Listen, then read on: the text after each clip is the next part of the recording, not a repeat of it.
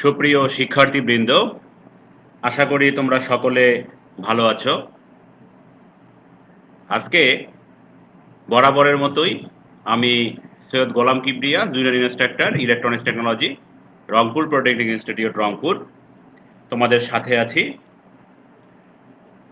তো আমরা যে পড়াশোনাটা করতেছিলাম সেটা হচ্ছে ডিপ্লোমা ইন ইঞ্জিনিয়ারিং শিক্ষাক্রমের দ্বিতীয় পর্বের সিভিল উড, সিরামিক্স, গ্লাস, আইপিসিটি এবং মেকাট্রনিক্স টেকনোলজির সাবজেক্ট ইলেকট্রনিক ইঞ্জিনিয়ারিং ফান্ডামেন্টালস, যার বিষয় কোড হচ্ছে 66822। আজকে আমরা লাইভ ক্লাস 9 তোমাদেরকে স্বাগতম জানাচ্ছি। তো আশা করি তোমরা শুনতে পাচ্ছ, আমাকে শুনতে পারছো। তো শুনতে পেলে আমাকে কমেন্টস করো, কমেন্টসে জানাও।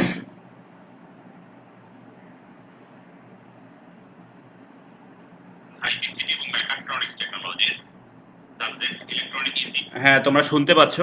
তো আমরা আমাদের ক্লাসে যাই। তো ক্লাসে যাওয়ার আগে আজকে আমরা গত ক্লাসে অর্থাৎ লাইভ ক্লাস 8-এ যে বিষয়গুলো সম্পর্কে আলোচনা করেছিলাম, যে টপিক সম্পর্কে আলোচনা করেছিলাম, সেগুলো সম্পর্কে আমরা এখন আলোচনা করার চেষ্টা করি। দেখি, এটা রিভিউতে আমরা দেখতে পাচ্ছি যে চ্যাপ্টার 7-এর প্রথম অংশে আমরা আলোচনা করেছিলাম বিজেটি এমপ্লিফায়ার, এমপ্লিফিকেশন এবং এই এমপ্লিফায়ারের গেইন সম্পর্কে। তারপর আলোচনা করেছিলাম এমপ্লিফায়ারের শ্রেণীবিভাগ সম্পর্কে। বিভিন্ন ধরনের এমপ্লিফায়ারের মধ্যে আমরা কমন ইমিটার এমপ্লিফায়ারের অপারেশন সম্পর্কে দেখেছি। কমন ইমিটার এমপ্লিফায়ারের ডিসি এবং এসি ইকুইভ্যালেন্ট সার্কিট সম্পর্কে আলোচনা করেছিলাম। তারপরে দেখেছিলাম কমন বেজ এমপ্লিফায়ারের অপারেশন এবং দেখেছিলাম হচ্ছে আমরা কমন কালেক্টর এমপ্লিফায়ারের অপারেশন। তো আজকের আমাদের চ্যাপ্টার বি এর যে বাকি অংশটা আছে সেই অংশ নিয়ে আমরা আজকে আলোচনা করব। তো আজকের লাইভ ক্লাস 9-এর যে আলোচ্য যে বিষয়গুলো আছে সেই বিষয়গুলো হচ্ছে কমন বেস, কমন ইমিটার এবং কমন কালেক্টর এমপ্লিফায়ারের বৈশিষ্ট্যগত পার্থক্য সম্পর্কে আমরা আলোচনা করব। এরপরে আমরা আলোচনা করব মাল্টি স্টেজ ডাইরেক্ট কাপল এমপ্লিফায়ার সম্পর্কে, multi stage transformer coupled amplifier সম্পর্কে, আরসি কাপল এমপ্লিফায়ার সম্পর্কে মাল্টি স্টেজ। তারপরে দেখব হচ্ছে ক্লাস এ পুশফুল এমপ্লিফায়ার, ক্লাস বি পুশফুল এমপ্লিফায়ার এবং কিছু গাণিতিক সমস্যা সমাধান করার আমরা চেষ্টা করব। সেই সাথে যদি কোনো কিছু বিবিধ আলোচনা করা থাকে সেই বিষয়গুলো নিয়ে আমরা আলোচনা করব। তো আমরা আমাদের প্রথম স্লাইডে চলে যাচ্ছি। প্রথম স্লাইডে আমি তোমাদেরকে দেখাবো কমন বেস, কমন ইমিটার এবং কমন কালেক্টর এমপ্লিফায়ারের বৈশিষ্ট্যগত যে পার্থক্যটা আছে সেই পার্থক্যটা আমরা দেখার চেষ্টা করি। তো এই পার্থক্যগুলোকে আমি একটা ছকের মধ্যে নিয়ে আসার চেষ্টা করেছি। তো তোমাদের জন্য এটা একটা সুবিধা হবে আর কি। তোমরা একটু ভালো করে খেয়াল করো যে প্রথম যে কলামটা আছে এই কলামের মধ্যে আমি দেখিয়েছি বৈশিষ্ট্য, তারপরে দেখিয়েছি কমন বেস, কমন ইমিটার এবং কমন কালেক্টর। এই প্রত্যেকটা এমপ্লিফায়ারের যে বৈশিষ্ট্যগুলো আছে কোনটার কত কি সেই বিষয়গুলো সম্পর্কে আমরা দেখব। তো প্রথমেই আসি আমরা কারেন্ট গেইন। কমন বেজ এমপ্লিফায়ারের কারেন্ট গেইন হচ্ছে 1-এর কাছাকাছি, যেটাকে বলা হচ্ছে এককের কাছাকাছি। কমন ইমিটারের ক্ষেত্রে এর কারেন্ট গেইন হবে অনেক উচ্চ মানের, অনেক বেশি হবে এবং কমন কালেক্টরের ক্ষেত্রে সেটা সর্বোচ্চ পর্যায়ে গিয়ে যাবে, সর্বোচ্চ পর্যায়ে গিয়ে দাঁড়াবে। এরপর আসি আমরা ভোল্টেজ গেইন। বৈশিষ্ট্যটা হচ্ছে কমন বেজের ক্ষেত্রে এর ভোল্টেজ গেইন 150 এর কাছাকাছি, আর কমন ইমিটারের ক্ষেত্রে 500-র কাছাকাছি, আর কমন কালেক্টরের ক্ষেত্রে ভোল্টেজ গেইনটা হয় 1-এর চেয়ে কম। পাওয়ার গেইন কমন বেজের ক্ষেত্রে হয় মধ্যম মানের, কমন ইমিটারের ক্ষেত্রে হয় সর্বোচ্চ এবং কমন কালেক্টরের ক্ষেত্রে যেটা হয় সর্বনিম্ন। এরপরে বৈশিষ্ট্যের মধ্যে আছে ইনপুট ইম্পিডেন্স। তো কমন বেজের ক্ষেত্রে সাধারণত নিম্নমানের 100 ওহম পর্যন্ত হতে পারে, কমন ইমিটারের ক্ষেত্রে 700 ওহম পর্যন্ত হয় যেটা মধ্যম মানের, আর কমন কালেক্টরের ক্ষেত্রে যেটা হয় সেটা অনেক হাই, অনেক উচ্চ মানের ইনপুট ইম্পিডেন্স আমরা কমন কালেক্টরে পেয়ে থাকি। আউটপুট ইম্পিডেন্স কমন বেজের ক্ষেত্রে অনেক উচ্চ মানের, প্রায় 400 কিলো ওহমসের মতো, আর কমন ইমিটারের ক্ষেত্রে মধ্যম মানের যেটা 50 কিলো ওহমসের মতো। আর কমন কালেক্টরের ক্ষেত্রে আউটপুট ইম্পিডেন্স একদম সর্বনিম্ন 50 ওহম পর্যন্ত হতে পারে। আর ফেজ পরিবর্তন যেটা আছে আমাদের বৈশিষ্ট্য, ফেজ পরিবর্তন কমন বেজে হয় না, অর্থাৎ ইনপুটে যে ফেজে আমরা ইনপুট সিগন্যাল দিব, আউটপুটে আমরা একই মানে বা একই ফেজে আমরা আউটপুটটা বিবর্ধিত আকারে পাবো। কমন ইমিটারের ক্ষেত্রে ফেজ পরিবর্তন হয়, প্রায় 180 ডিগ্রি ফেজ পরিবর্তন হয়ে থাকে।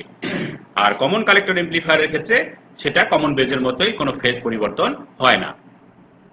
তো তোমরা এই আমার এই কলামটা আমার এই টেবিলটা খেয়াল রাখলেই তোমরা হচ্ছে পরীক্ষায় যে কোনো পার্থক্য আসুক না কেন, কমন বেজ, কমন ইমিটার বা কমন কালেক্টর, তোমরা হচ্ছে অ্যান্সার করতে পারবে। এরপরে আমরা যাই আমাদের পরবর্তী যে আলোচনার বিষয়, সেটা হচ্ছে মাল্টি স্টেজ ডাইরেক্ট কাপল এমপ্লিফায়ার। অর্থাৎ এখানে নাম থেকেই বোঝা যাচ্ছে বিষয়টা, দেখো মাল্টি স্টেজ মানে একের অধিক, দুই হতে পারে বা তিনটা এমপ্লিফায়ার বা তিনটা ট্রানজিস্টর আমরা ব্যবহার করতে পারি। এবং ডাইরেক্ট কাপল অর্থাৎ এক একটা এমপ্লিফায়ারের সাথে আরেকটা এমপ্লিফায়ারের যে যোগাযোগটা যেটা হবে, সংযোগটা হবে, এটা সরাসরি সংযোগ হবে, মাঝখানে কোনো কম্পোনেন্ট আমরা ব্যবহার করব না। তো দেখো আমি চিত্রটা তোমাদেরকে দেখাই, এখানে খেয়াল করো, এখানে ট্রানজিস্টর আছে কয়টা, একটা, দুইটা এবং তিনটা ট্রানজিস্টর আছে, T1, T2 এবং T3। এই তিনটা ট্রানজিস্টরের মধ্যে T1 এবং T3টা হচ্ছে এনপিএন ট্রানজিস্টর আর T2টা হচ্ছে পিএনপি ট্রানজিস্টর। আরসি এখানে যে আরসি দিয়ে দেওয়া আছে এগুলো সবগুলো হচ্ছে আমাদের কালেক্টর রেজিস্ট্যান্স। আর ইনপুটের T1 এর ইনপুটে আমরা দেব, বেজে দিব হচ্ছে ইনপুট সিগন্যাল, আর আউটপুটে আমরা নেব আউটপুট সিগন্যাল বা এমপ্লিফাইড আউটপুট সিগন্যালটা আমরা কোথায় T3 এর আউটপুট থেকে নেব। তো এই কথাগুলো আমি এখানে লিখে দেওয়ার চেষ্টা করেছি, তোমরা একটু খেয়াল করো। আমি পড়ি, দেখো যে উপরের চিত্রে একটা 3 স্টেজ ডাইরেক্ট কাপলড এমপ্লিফায়ার দেখানো হয়েছে। T1 এবং T3 এনপিএন এবং T2 হচ্ছে PNP transistor, RC collector register, এবং এখানে সাপ্লাই ভোল্টেজ আমরা যেটা দিয়েছি সেটাকে বলছি আমরা ভিসিসি। এই যে ভিসিসি হচ্ছে সাপ্লাই ভোল্টেজ। এই মোটামুটি এটার গঠন। তো এখন কার্যপ্রণালীর মধ্যে আমরা আসি, যে T1 কমন ইমিটার হওয়ার কারণে এর আউটপুট সিগন্যাল সামান্য বিবর্ধিত আকারে ইনপুট সিগন্যালের বিপরীত পাওয়া যায়। যেহেতু এটা হচ্ছে কমন ইমিটার, একটু আগে আমি বলেছি যে কমন ইমিটারের ক্ষেত্রে কি হবে, ফেজ পার্থক্য হবে। তো T1 এর কি হবে, আউটপুট সিগন্যালটা এখানে আমি কি পাবো, এই জায়গায় এখানে আউটপুট সিগন্যালটা পাবো এর ইনপুটের 180 ডিগ্রি ফেজ ডিফারেন্সে আমরা এখানে পাবো। আচ্ছা, যে সিগন্যালটা আমরা পেলাম সেই সিগন্যালটা T1 এর আউটপুট T2 ট্রানজিস্টরের বেজে আমরা প্রদান করব। এই দেখো T2 ট্রানজিস্টরের বেজে আমরা প্রদান করেছি, ফলে এর আউটপুট এ সিগন্যাল আগের চেয়ে বিবর্ধিত আকারে পাওয়া যাবে। তাহলে T1 যতটুকু পরিমাণে বিবর্ধিত করেছে, T2 তার চেয়ে একটু বেশি পরিমাণে বিবর্ধিত করবে। ক্লিয়ার? এরপরে আমরা দেখি যে T2 এর আউটপুট কোথায় দিয়েছি আমি, T3 ট্রানজিস্টরের কোথায়, বেজে। তাহলে T3 ট্রানজিস্টরের বেজে যখন আমি প্রদান করব, তখন এর আউটপুটটা কি হবে, T3 এর আউটপুটটা আগের চেয়ে আরো অনেক বেশি বিবর্ধিত আকারে আমরা আউটপুটটা পাবো। কোথায়, T3 ট্রানজিস্টরের কালেক্টরে আমরা আউটপুটটাকে পাবো। এখন এই আলোচনাগুলো থেকে আমরা মোট কথা বলতে পারি যে উক্ত সার্কিটে তিনটা স্তরে ইনপুট সিগন্যাল বিবর্ধিত করে। প্রথম ট্রানজিস্টরের আউটপুট সরাসরি দ্বিতীয় ট্রানজিস্টরের ইনপুটে, আবার দ্বিতীয় ট্রানজিস্টরের আউটপুট সরাসরি তৃতীয় ট্রানজিস্টরের ইনপুটে ইনপুট হিসেবে ব্যবহার করা হয়েছে। ক্লিয়ার? তাহলে আমরা বোঝা যাচ্ছে যে এই দেখো খেয়াল করো যে এর আউটপুটটা, প্রথম ট্রানজিস্টরের আউটপুট সরাসরি আমরা ব্যবহার করেছি দ্বিতীয় ট্রানজিস্টরের ইনপুটে, আবার দ্বিতীয়টার আউটপুট সরাসরি ব্যবহার করেছি তৃতীয় ট্রানজিস্টরের ইনপুটে। তাহলে এটা হচ্ছে আমরা বলতে পারি যে এটা মাল্টি স্টেজ, যেহেতু তিনটা আমরা এখানে ট্রানজিস্টর ব্যবহার করেছি, 3 স্টেজ এমপ্লিফাই হচ্ছে এবং সেটা সরাসরি কানেক্টেড হচ্ছে একটার আউটপুট আর একটার ইনপুটে, সেহেতু আমরা এটাকে বলতে পারি যেটা হচ্ছে একটা ডাইরেক্ট কাপলড এমপ্লিফায়ার। এরপরে আমরা যেটা দেখবো সেটা হচ্ছে ট্রান্সফরমার কাপলড এমপ্লিফায়ার।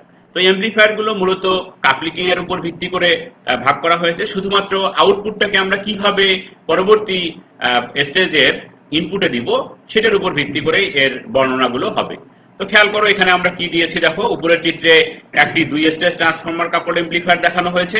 এখানে 2 স্টেজ দেখানো হয়েছে, কতটাতে দেখানো হয়েছিল, 3টা স্টেজ, এখানে 2টা। মাল্টি বলতে আমরা একের অধিক বুঝি, সেহেতু আমরা 2টা দিয়েও আমরা করতে পারি।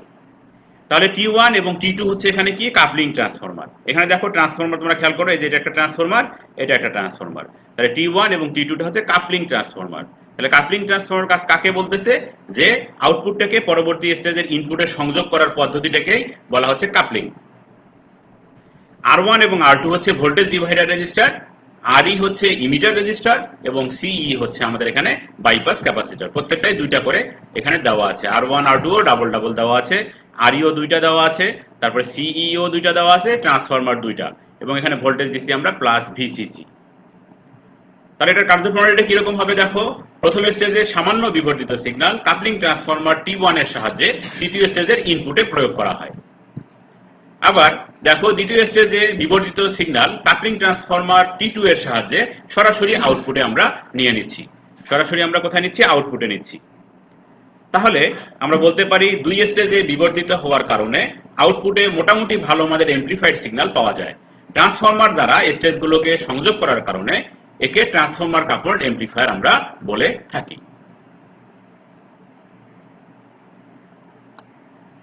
এরপরে আমরা যেটা দেখব সেটা হচ্ছে multi stage RC coupled amplifier. শুধুমাত্র ওখানে ট্রান্সফরমারের জায়গায় আমরা ক্যাপাসিটর দিয়ে কানেক্টেড করব, ঠিক আছে? তো দেখো চিত্রটা একই রকম। এখানে দুইটা ট্রানজিস্টর ব্যবহার করেছি আমরা, দুইটা স্টেজে এমপ্লিফাই হবে। একই রকম ভাবে উপরের চিত্রে একটি দুই স্টেজ আরসি কাপলড এমপ্লিফায়ার দেখানো হয়েছে। এখানে সিসি হচ্ছে কাপলিং ক্যাপাসিটর। এই যে কাপলিং ক্যাপাসিটর আউটপুটটাকে যখন আমি ইনপুটের সাথে কানেকশন করেছি যে ক্যাপাসিটর দিয়ে, সেটাকে বলা হচ্ছে কাপলিং ক্যাপাসিটর সিসি। আর1 এবং আর2 ভোল্টেজ ডিভাইডার রেজিস্টার। আগের মতো একই রকম ভাবে RC collector capacitor, RE emitter resistor, এবং সিই এখানে হচ্ছে বাইপাস ক্যাপাসিটর। সিইটা হচ্ছে বাইপাস ক্যাপাসিটর। এই মোটামুটি এটার গঠন। আর এটার এই আরসি কাপলড এমপ্লিফায়ারের যে কার্যপ্রণালীটা সেটা হচ্ছে যে প্রথম স্টেজে সামান্য বিবর্ধিত সিগন্যাল কাপলিং ক্যাপাসিটর সিসি এর সাহায্যে দ্বিতীয় স্টেজের ইনপুটে বা ট্রানজিস্টরের বেজে প্রয়োগ করা হয়। দ্বিতীয় স্টেজে বিবর্ধিত সিগন্যাল কাপলিং সিগন্যালের সাহায্যে সরাসরি আউটপুটে নেওয়া হয়। আমি এই যে কাপলিং ক্যাপাসিটর সিসি এর সাহায্যে সরাসরি কোথায় নিয়েছি? আউটপুটে নিয়েছি। দুই স্টেজে বিবর্ধিত হওয়ার কারণে আউটপুটে মোটামুটি ভালো মানের এমপ্লিফাইড সিগন্যাল পাওয়া যায়। ক্যাপাসিটর দ্বারা স্টেজগুলোকে সংযোগ করার কারণে এবং রেজিস্টারগুলোকে বায়াসিং ও স্ট্যাবিলাইজেশন করার কাজে ব্যবহার করার হয়। এই কারণেই এটাকে বলা হচ্ছে আমাদের আরসি কাপলড এমপ্লিফায়ার।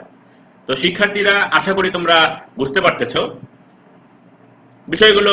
সবগুলো বর্ণনাগুলো একই রকম, শুধু চিত্রে পার্থক্য আছে। তো তোমরা খেয়াল করবা, তাহলে লিখতে পারবা, পরীক্ষার খাতায় সুন্দরভাবে লিখতে পারবা। তো এখন আমরা যেটা দেখবো মাল্টি স্টেজ আরসি কাপলড এমপ্লিফায়ারের সুবিধা এবং অসুবিধা। আমরা যে আরসি কাপলড এমপ্লিফায়ারটা একটু আগে দেখলাম, তো এটার সুবিধাগুলো কি কি সেটা আমরা এখন আলোচনা করব। এর সুবিধা হচ্ছে, সুবিধা সমূহগুলোর মধ্যে হচ্ছে কালেক্টর বা বেস রেজিস্টরে কোনো ধরনের কোনো সিগন্যাল পাওয়ার লস হয় না। তাহলে কালেক্টর বা বেস রেজিস্টরে কোনো সিগন্যালের লস হয় না। ইম্পিডেন্স ম্যাচিং ক্ষমতা খুবই ভালো। আরসি কাপলড এমপ্লিফায়ারে ইম্পিডেন্স ম্যাচিংটা খুব ভালো হয়ে থাকে এবং আউটপুট গেইনটা তুলনামূলক অনেক বেশি। আবার এই আরসি কাপলড এমপ্লিফায়ারের কিছু কিছু অসুবিধাও আছে। সেই অসুবিধাগুলো হচ্ছে নিম্ন ফ্রিকোয়েন্সি রেসপন্স থাকায় ফ্রিকোয়েন্সি পরিবর্তনে গেইন পরিবর্তিত হয়ে যাচ্ছে, ঠিক আছে? এই এমপ্লিফায়ার একটু বেশি ব্যয়বহুল, অর্থাৎ এই আরসি কাপলড এমপ্লিফায়ারটা একটু তুলনামূলক ব্যয় বেশি হয় এবং আউটপুটে হামিং উৎপন্ন হয়। এই হচ্ছে মোটামুটি তিনটা অসুবিধা এবং তিনটা সুবিধা। এখন চলে আসি আমরা class A push pull amplifier. গত ক্লাসে আমরা দেখেছিলাম যে এমপ্লিফায়ারের প্রকারভেদগুলো, সেখান থেকে কিন্তু আজকের আলোচনাগুলো আসছে। তো তোমরা এখানে খেয়াল করো, আমি যে একটা চিত্র দেখিয়েছি তোমাদেরকে ক্লাস এ পুশ পুল এমপ্লিফায়ারের একটা চিত্র।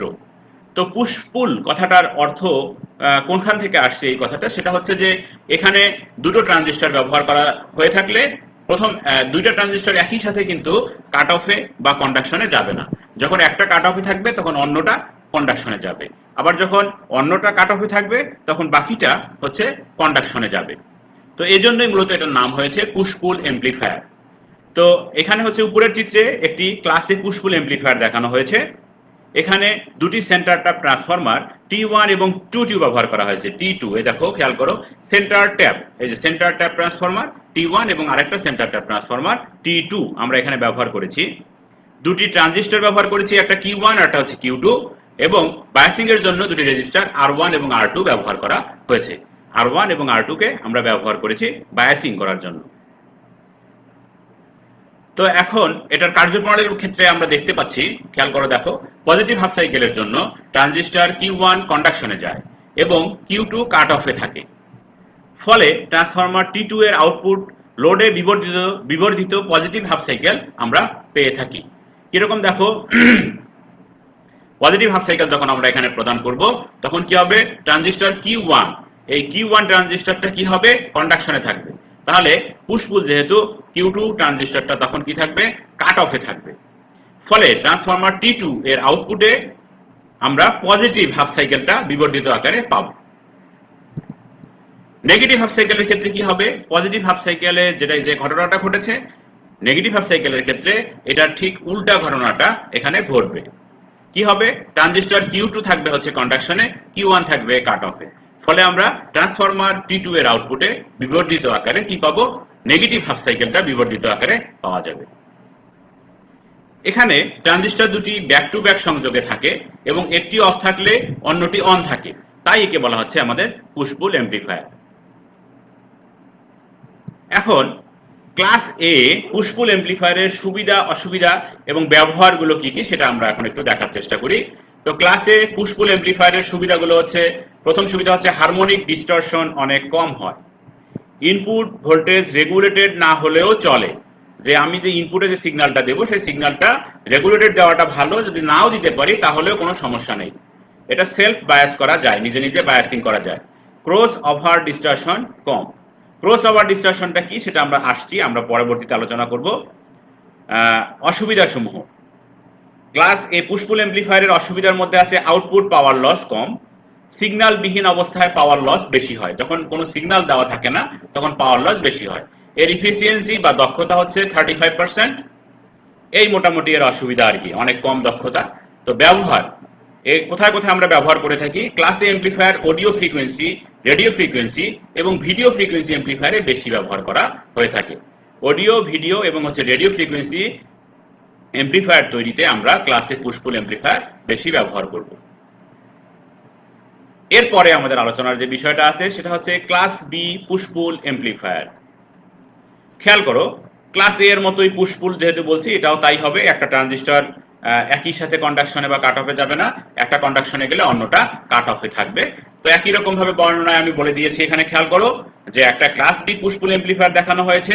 এখানে একটা পিএনপি এবং একটা এনপিএন ট্রানজিস্টর এখানে ব্যবহার করা হয়েছে, একটা হচ্ছে TR1 আর একটা হচ্ছে TR2।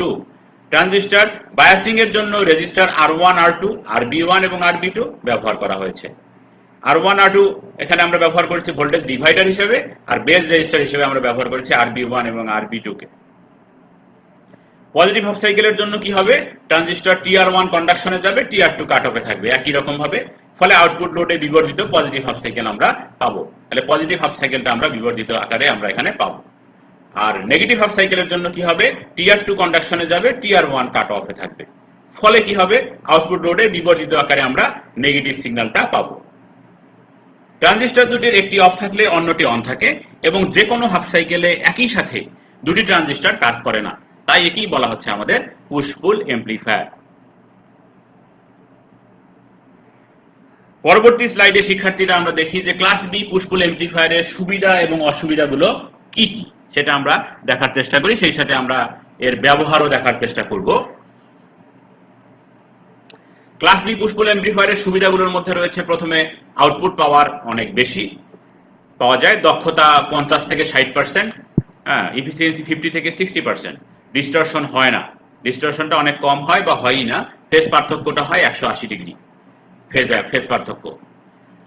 আর অসুবিধাগুলোর মধ্যে রয়েছে আমাদের হারমোনিক ডিস্টরশনটা বেশি হয়, সেলফ বায়াস ব্যবহার করা যায় না, ইনপুট ভোল্টেজের রেগুলেশন অবশ্যই ভালো হতে হবে। এর আগে যেটা বলেছিলাম ক্লাসের ক্ষেত্রে যে তোমার ইনপুট যে আমরা সিগন্যালটা দেবো সেটা রেগুলেটেড না হলেও সমস্যা নাই, কিন্তু ক্লাস বি পুশ পুল এমপ্লিফায়ারের ক্ষেত্রে আমাদেরকে অবশ্যই যে ইনপুট সিগন্যালটা দিতে হবে এটা অবশ্যই রেগুলেটেড সিগন্যাল দিতে হবে। আর এটার ব্যবহার, class B push pull amplifier আমরা ব্যবহার করতে পারি, মূলত ব্যবহার করা হয় বহনযোগ্য অডিও এমপ্লিফায়ারে, পাওয়ার এমপ্লিফায়ার হিসেবে এখানে ব্যবহার করা হয়ে থাকে। এছাড়াও রেডিও রিসিভার, রেকর্ড প্লেয়ার, এই সমস্ত জায়গায় আমরা এই class B push pull amplifier ব্যবহার করে থাকি। তো আমি আশা করছি যে তোমরা সকলে বুঝতে পারছো আজকের আলোচনাগুলো। একটু মনোযোগ দিয়ে খেয়াল করবা, বিষয়গুলো খুব কঠিন নয়, সহজ। তোমরা খেয়াল করলে, মনোযোগ দিয়ে পড়লে তোমরা ভালো করতে পারবে। আমি এর আগে বলেছিলাম যে ক্রস ওভার ডিস্টরশনটা কি সেটা তোমাদেরকে আমি বলবো। তো ক্রস ওভার ডিস্টরশন হচ্ছে ক্লাস বি পুশ পুল এমপ্লিফায়ারের ক্ষেত্রে যেহেতু একটু ট্রানজিস্টর কাট অফে থাকলে অন্যটি কন্ডাকশনে থাকে, সেহেতু কন্ডাকশনে যাওয়ার পূর্বে অবশ্যই ব্যারিয়ার ভোল্টেজ তাদেরকে অতিক্রম করতে হবে। ফলে ইনপুট সিগন্যালের পজিটিভ ও নেগেটিভ অল্টারনেশনের মধ্যে একটি বিরতি দেখা দিবে যখন কোনো ট্রানজিস্টরই কাজ করবে না। একেই বলা হচ্ছে ক্রস ওভার ডিস্টরশন। অর্থাৎ যখন আমরা পুশপুল এমপ্লিফায়ারের ক্ষেত্রে, সেটা যে কোনো পুশপুল এমপ্লিফায়ারের ক্ষেত্রে যখন আমরা ইনপুট সিগন্যাল প্রদান করব, তখন দেখা যায় যে একটা ট্রানজিস্টর কাট অফে থাকতেছে, আরেকটা হচ্ছে কন্ডাকশনে থাকতেছে। তাহলে কাট অফ এবং কন্ডাকশন এই দুইটা পরিবর্তনের যে সময়টা, সেই অল্টারনেশন যেটা হয়, সেই সময় দেখা যায় যে মাঝখানে একটা বিরতি আমরা এখানে দেখতে পাই। সেই বিরতিটাকেই বলা হচ্ছে ক্রস ওভার ডিস্টরশন। এই ডিস্টরশনটা আমাদের কিন্তু কাম্য নয়। তো দেখো চিত্রটা দেখলে তোমরা বুঝতে পারবে, খেয়াল করো। এই দেখো, এটা হচ্ছে ইনপুট সিগন্যালের, আমাদের কি হচ্ছে ইনপুট সিগন্যাল বা আউটপুট সিগন্যালটা। এটা আউটপুট সিগন্যালের ক্ষেত্রে দেখো কি হচ্ছে, এর ইনপুট পজিটিভ সাইকেলের জন্য আউটপুটে আমরা পজিটিভ হাফ সাইকেল পাবো বিবর্ধিত আকারে। এই যে মাঝখানের যে অংশটা, এই সময়টাতে যে দুইটা ট্রানজিস্টর আমরা ব্যবহার করব, দুইটা ট্রানজিস্টর এই দুইটা সময় ইনঅ্যাক্টিভ থাকে। এই কারণে এখানে এই যে ডিস্টরশনটা ঘটে, এটাকেই বলা হচ্ছে ক্রস ওভার ডিস্টরশন। দেখো প্রত্যেকটা সাইকেলের ক্ষেত্রে এই ঘটনাটা ঘটতেছে। তো এটাকেই বলা হচ্ছে আমাদের ক্রস ওভার ডিস্টরশন। আশা করি বুঝতে পারছো তোমরা শিক্ষার্থীরা।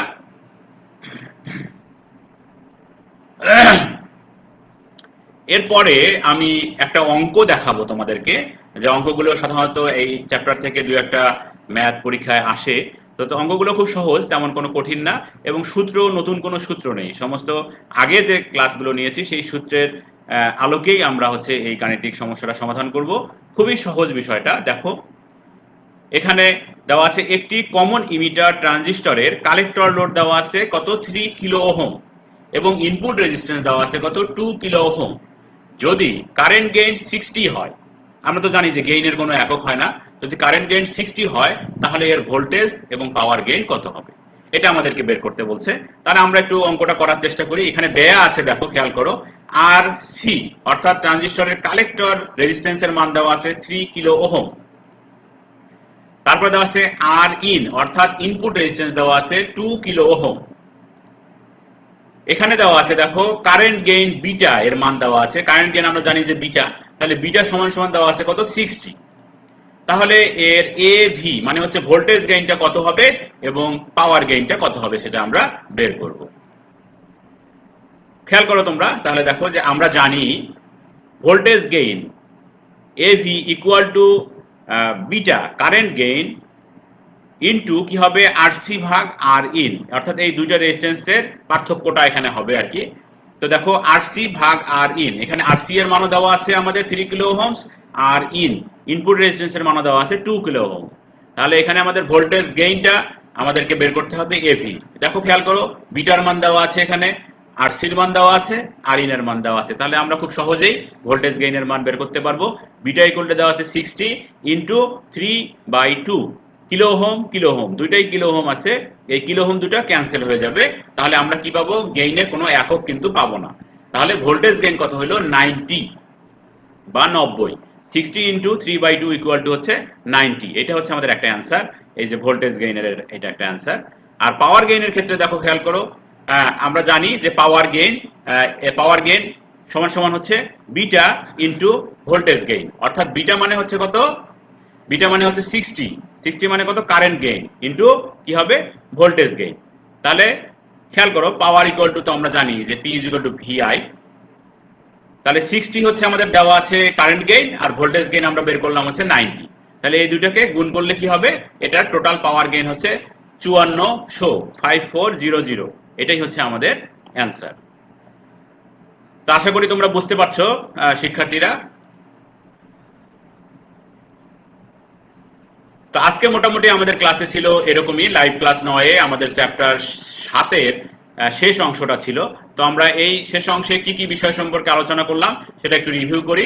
আমরা আলোচনা করেছি কমন বেস, কমন ইমিটার এবং কমন কালেক্টর এমপ্লিফায়ারের বৈশিষ্ট্যগত যে পার্থক্যগুলো আছে, সেই বৈশিষ্ট্যগত পার্থক্যগুলো আমরা এখানে আলোচনা করেছি একটা ছকের মাধ্যমে। মাল্টি স্টেজ ডাইরেক্ট কাপল এমপ্লিফায়ারের চিত্র সহ কার্যপ্রণালী বর্ণনা করেছি, ট্রান্সফর্মার কাপল এমপ্লিফায়ারের চিত্র সহ কার্যপ্রণালী বর্ণনা করেছি, আরসি কাপল এমপ্লিফায়ারের চিত্র সহ কার্যপ্রণালী আমরা বর্ণনা করেছি, ক্লাস এ পুশপুল এমপ্লিফায়ার সম্পর্কে আলোচনা করেছি, ক্লাস বি পুশপুল এমপ্লিফায়ার সম্পর্কে আলোচনা করেছি, এবং সেই সাথে আমরা একটা অঙ্ক করার চেষ্টা করেছি। তো তোমরা আশা করি বুঝতে পেরেছো। তো আমি তোমাদের বরাবরের মতো একটা অ্যাসাইনমেন্ট দেব। আজকের অ্যাসাইনমেন্ট নাম্বার হচ্ছে 9। তো অ্যাসাইনমেন্টটা খুব বেশি কঠিন নয়, সহজ। অ্যাসাইনমেন্টের মধ্যে প্রথম অ্যাসাইনমেন্টের প্রথম অংশটা হচ্ছে কোনো এমপ্লিফায়ার সার্কিটের একটা অঙ্ক আর কি। আমি যে অঙ্কটা তোমাদের করিয়েছি ঠিক একই রকম একটা অঙ্ক। কোনো এমপ্লিফায়ার সার্কিটের এমপ্লিফিকেশন ফ্যাক্টর দেওয়া আছে, যদি ইমিটার কারেন্টের মানও দেওয়া আছে, তাহলে বেস কারেন্টের মান কত হবে সেটা আমরা বের করব। এরপরে আছে ক্রস ওভার ডিস্টরশন দূর করার উপায় চিত্র সহ বর্ণনা করো। এটা হচ্ছে আমি তোমাদেরকে দেখিয়েছি যে ক্রস ওভার ডিস্টরশনটা কি, এটা কিভাবে হয়, এটা কিভাবে নির্মূল করা যায়, এটা কিভাবে দূর করা যায়। এটা তোমরা নিজেরা মাথা খাটিয়ে এটার অ্যান্সার রেডি করবে, অ্যাসাইনমেন্ট করবে, এবং এই দুইটা অ্যাসাইনমেন্ট তোমাদের ক্লাস শিক্ষকের নিকট আমাদের ক্লাস স্বাভাবিক হলে সাবমিট করবে। এবং তোমরা জানো বরাবরের মতো আমি বলে আসি যে তোমাদের যে ধারাবাহিক যে মূল্যায়নের নাম্বারটা সেটা হয়তো আমরা এই অ্যাসাইনমেন্ট থেকেই তোমাদেরকে মূল্যায়িত করব। তো শিক্ষার্থীরা, তোমাদের কোনো প্রশ্ন উত্তর যদি থাকে তোমরা করতে পারো। আমাকে আমি আমার মেইল অ্যাড্রেস দেওয়া আছে, মেইল করতে পারো, অথবা সরাসরি কমেন্টস বক্সে কমেন্টস করতে পারো। আমি এখন দেখি যে তোমাদের এখানে কোনো কোশ্চেন আছে কিনা। তো তেমন কোনো কোশ্চেন নাই। তো তোমরা সকলে চেষ্টা করবে পড়াশোনা করার জন্য এবং ভালোভাবে অ্যাসাইনমেন্টগুলো কমপ্লিট করে টিচারের কাছে জমা দিবে। আর পরবর্তী আমাদের যে লাইভ ক্লাস আছে, লাইভ ক্লাস 10-এর যে আলোচ্য যে বিষয়গুলো আছে তোমরা এগুলো দেখে আসবে। সে আলোচ্য বিষয়গুলো হচ্ছে ফিল্ড ইফেক্ট ট্রানজিস্টর বা ফেট এর সংজ্ঞা সম্পর্কে আমরা আলোচনা করব। তারপরে ফেট এর প্রকারভেদ সম্পর্কে আলোচনা করব। যে ফেট এর গঠন এবং কার্যপ্রণালী সম্পর্কে আমরা আলোচনা করব। সেই সাথে যে ফেট এর বৈশিষ্ট্যগুলো সম্পর্কে আমরা আলোচনা করব। তো তোমরা এই বিষয়গুলো দেখে আসবে। চ্যাপ্টার 8-এর হয়তো প্রথম অংশটা, এটা চ্যাপ্টার 8কেও আমরা 2 অংশে বিভক্ত করেছি। তো চ্যাপ্টার 8-এর প্রথম অংশে এই চারটা টপিক আছে, এই 4টা টপিক তোমরা দেখে আসবে। আর এই প্রেজেন্টেশনটি তোমরা বারবার দেখার চেষ্টা করবে। বারবার দেখার জন্য তোমরা ভিজিট করতে পারো www.skills.gov.bd অথবা দক্ষতা বাতায়ন এই ওয়েবসাইটে। তো ওয়েবসাইট থেকে তোমরা এটা ডাউনলোডও করে নিতে পারবে এবং বারবার দেখবে। তো সে পর্যন্ত তোমরা সকলে ভালো থাকবে, সুস্থ থাকবে, এই কামনা করে আজকের লাইভ ক্লাস 9-এর এখানেই সমাপ্তি ঘোষণা করছি। সকলে